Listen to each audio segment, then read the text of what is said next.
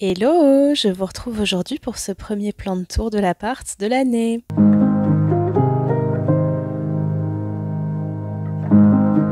J'ai un petit peu changé de setup, là ça commence à devenir littéralement complexe entre le pied, le micro, mais l'idée c'est que ça s'améliore pour vous, au niveau du son notamment. Je viens de faire des essais, j'ai l'impression que ça ne s'améliore pas du tout. Bah écoutez, ce sera peut-être pour une prochaine fois, mais aujourd'hui on essaye comme ça. Alors, je vous propose qu'on commence là où on s'était arrêté l'année dernière, avec cette espèce de petite plantagère en fonte qui s'était renversée, que le chat avait balancé par terre, que j'avais dû rempoter. Chat qui est en train de déchaîner le chaos pendant que je tourne. Je vais peut-être lui enlever le sac plastique parce que je crois que c'est pas super. Finalement, je les ai laissés, j'ai laissé la petite plantagère au sol comme elle était. Je trouve que c'est pas mal à cet endroit en fait. Et c'est marrant, elles ont pas toutes réagi de la même manière. Le pothos néon, bon alors apparemment il a perdu 2 feuilles quand même en bas, mais sinon nickel, il est reparti parfait. Là faudrait peut-être que j'arrose, c'est un peu sec, mais malgré ça, franchement méga forme. Voilà, il y a 2 lianes je crois. 2 ou 3 lianes, je sais plus. Bon, en tout cas, ça va bien. Le pothos argenté, il a perdu quelques feuilles. Pour le coup, il en a perdu pas mal. En plus, j'en avais enlevé déjà certaines, donc bon, je sais pas. Il va peut-être falloir que je fasse quelque chose, que j'enlève les feuilles mortes. Mais ma foi, les feuilles qui sont vivantes, pour le coup, elles vont bien. Donc ça, c'est plutôt cool. Par contre, le spatifilum, c'est pas la méga forme. Je vais l'enlever de là parce que il est un peu à l'ombre, c'est peut-être une partie du problème. Mais ouais, il a eu du mal à s'en remettre. Franchement, il a perdu vraiment beaucoup de feuilles dans la bataille. Il y en a quelques-unes quand même qui vont bien, parfaitement bien d'ailleurs. Ça doit être des nouvelles feuilles, je sais pas. Mais il y en a beaucoup qui sont vraiment complètement crevées. Ça mériterait un taillage total pour que je fasse comme avec celui du cabinet, celui de mes collègues que j'avais complètement fait revivre. Je taille tout sauf les feuilles qui sont vraiment en forme et on va voir s'il repart. Après, comme ça fait déjà 2-3 fois qu'il meurt et que j'essaye de le faire repartir, je sais pas si on a déjà épuisé son nombre de vie à celui-là. Ensuite, on va continuer avec la grande plantagère. Je vous propose qu'on commence par les plantes du haut. Donc il y a la Monstera variegata qui n'a pas grand chose de neuf. J'ai l'impression que ça c'est un peu bouffé là. C'était pas comme ça avant, mais en même temps je vois pas de nuisible donc je sais pas trop l'expliquer. Il y a des endroits où il y a des petits trous qui apparaissent comme ça. Bon, c'est peut-être pas la méga forme quand même. Mais vraiment, je vois rien de particulier dessus et je vois pas comment manquer d'arrosage ça aurait pu faire des trous carrément. Donc je sais pas c'est quoi son problème encore, mais voilà. Si c'est sa manière de faire des fenestrations, ça ne m'intéresse pas. Ensuite, la plante d'à côté, là c'est vraiment un carnage, ça ne va pas du tout, je ne sais pas ce qui se passe. Purée, pareil, elle est un peu bouffée aussi, mais il y a peut-être quand même vraiment des nuisibles, hein. Mais je vois rien. Bon, elle fait quand même l'effort de faire de nouvelles feuilles. Toute petite, toute claire, mais elle en perd des tonnes et des tonnes. Beaucoup de trucs sont crevés. Ouais, j'ai pas la solution à ce qui se passe. Je pense que c'est qu'elle a manqué d'arrosage à un moment. Après, pourquoi il y a des trous carrément, ça je sais pas. Mais au niveau de l'arrosage, c'est toujours pas bon. Peut-être qu'un jour je mettrai carrément des trucs de réserve d'eau dans toutes les plantes et ça va finir par régler mon problème de sous-arrosage. Faut que j'accepte que je suis sortie de ma période de surarroseuse folle. Maintenant, je suis officiellement une sous-arroseuse. Peut-être que je pourrais prendre les mesures qui s'imposent. Surtout que mettre des trucs à réserve d'eau, en soi, c'est pas compliqué. Juste comme j'ai quand même pas mal de pots différents, ça va peut-être avoir un coût. Franchement, j'ai un peu la flemme de faire ça. Mais pour cet été, ça pourrait être une solution. Dites-moi si ça vous intéresse, une vidéo où j'installe des réserves d'eau sur mes plantes qui crèvent tout le temps de soif, pour qu'elles arrêtent de crever de soif. Ensuite, cette potée de pothos doré, ça va très bien. Celle-là, elle est vraiment moins fragile, hein.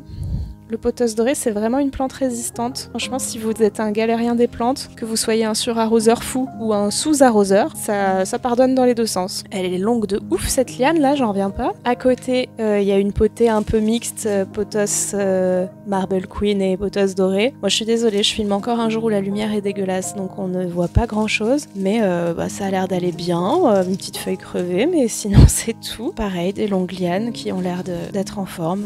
Bon, pas grand-chose à dire sur celle-là. À l'étage du dessous, alors cette plante-là qu'on m'avait offerte, elle a pas l'air d'aller très bien non plus. Le pot est hyper léger, là en la soulevant je me rends compte qu'elle manque sûrement beaucoup trop d'arrosage et qu'avec la clim ça doit être une plante qui sèche trop. On n'est pas censé la mettre en plein soleil, notamment à mon avis à cause de ça. Mais vous voyez c'est marrant, le petit bout là, il remonte comme ça. Donc je pense qu'elle va pas très bien mais elle va quand même de mieux en mieux. À suivre.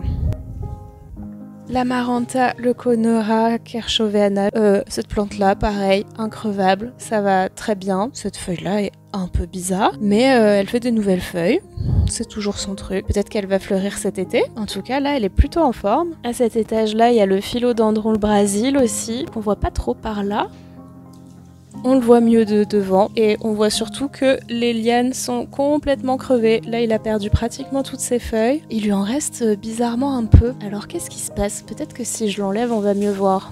Ah bah oui, en fait, il y a une de ces lianes là à gauche qui est entièrement crevée. Mais sinon, il va bien. Oula, même là, il y a une autre liane avec laquelle il était attaché. Je vais juste enlever la liane qui est crevée. Hop. Et voilà, une plante toute neuve. Un peu dans les croquettes du chat parce qu'il y a le pipolino qui a atterri ici. Le pipolino, si vous connaissez pas, c'est un truc trop bien pour que le chat joue à sortir ses croquettes. Donc je sais pas si les chats aiment chasser pour trouver leur nourriture. Paraît-il que oui. Et ça les occupe. Allez hop, on re-range. Ensuite, tout en dessous, comment ça va l'Amaranta Lemon Lime? Et bah ça va pas trop, hein. Elle est bien sèche. Elle perd pas mal de feuilles. Les feuilles là sont toutes repliées comme ça c'est qu'elle a très soif. J'ai bien arrosé après le plan de tour et ça ira mieux. Mais sinon, ma foi, elle a quand même l'air de bien aimer ces conditions catastrophiques parce qu'elle pousse un peu. Là, on voit qu'elle va faire une nouvelle feuille ici.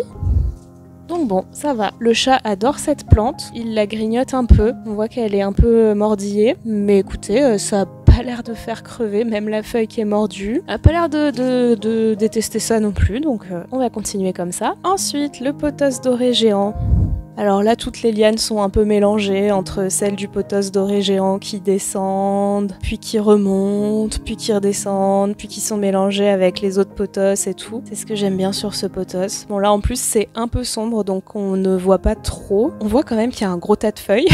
Et ça a l'air de se passer quand même plutôt bien. Il a connu des jours meilleurs, mais il a aussi connu largement pire. Là, en ce moment, il est ni surarrosé, ni sous-arrosé, donc pas mal. J'ai l'impression qu'il pousse quand même. Je peux pas exactement vous dire. Peut-être qu'un jour je ferai enfin les travaux là. Je terminerai enfin de mettre l'espèce de moulure au plafond sur laquelle je prévois de mettre des petits crochets pour faire une espèce de séparation entre le salon et la cuisine qui soit un peu faite de plantes. Mais écoutez, c'est pas encore arrivé. Peut-être que ça n'arrivera jamais. Je commence à me poser des questions. Mais là j'ai trop abusé avec les travaux. Franchement, j'ai grave la flemme. J'ai un peu trop enchaîné aussi, j'allais dire l'année dernière, mais en fait pas du tout. C'était l'année d'avant, on est en 2025 et c'est en 2023 que j'ai déménagé 3 fois en un an, un peu en 2022, un peu en 2023. Là, j'ai un petit peu trop forcé. Il y a 2 ans, il s'agirait de s'en remettre un petit peu. Enfin, je dis ça, mais quand même en 2023, j'ai fait toute une année de travaux. En 2024, on va dire que j'ai fini de m'en remettre. Et maintenant, il s'agirait de terminer les finitions. Mais bon, faudrait aussi que je refasse un petit peu toute la cuisine parce que c'est un peu pété. Enfin, je sais pas si vous allez voir, mais il y a des fissures dans le mur.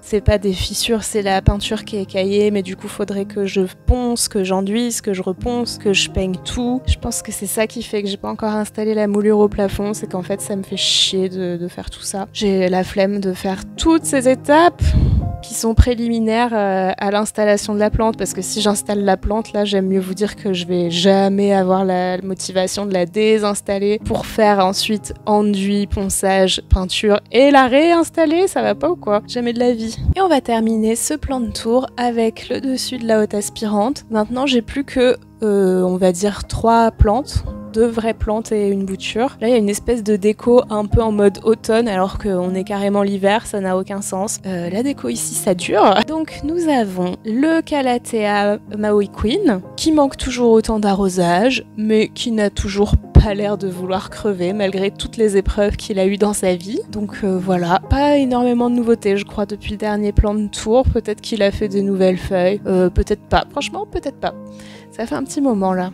Et ici, le petit nouveau, le Calathea Fusion White, qui est le dernier arrivé ici. Je vais même pas encore enlevé son plastique. Il va évidemment très bien puisqu'il est arrivé en réalité hier seulement. Je l'ai acheté à Carrefour, je crois qu'il y a encore le prix dessus. 9 balles. Comment voulez-vous que les fleuristes concurrencent ça, franchement? Et en fait, j'achète plus énormément de plantes en ce moment, mais celle-là, elle était sur ma wishlist.